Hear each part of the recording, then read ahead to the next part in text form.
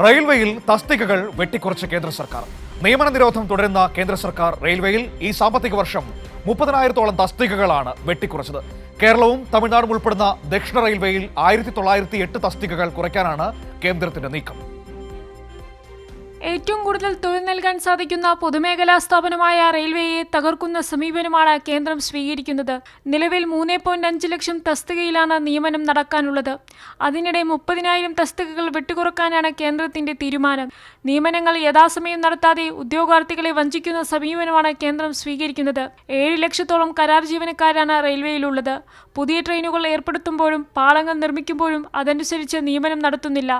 ആസ്തികൾ വർദ്ധിക്കുമ്പോഴും ഏറ്റവും കൂടുതൽ സുരക്ഷ കൽപ്പിക്കപ്പെടുന്ന തസ്തികകളിൽ പോലും കരാർ നിയമനം നടത്തുകയോ വേണ്ടത്ര ജീവനക്കാരെ നിയമിക്കുകയോ ചെയ്യാത്ത സമീപനമാണ് സ്വീകരിക്കുന്നത്.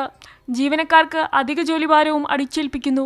അതിനിടയിലാണ് സോണുകൾ, കോച്ച് ഫാക്ടറികൾ എന്നിവയിൽ കുറയ്ക്കുകയോ പുനർവിന്യസിക്കുകയോ ചെയ്യേണ്ട ജീവനക്കാരുടെ എണ്ണം റെയിൽവേ ബോർഡ് കൈമാറിയത്.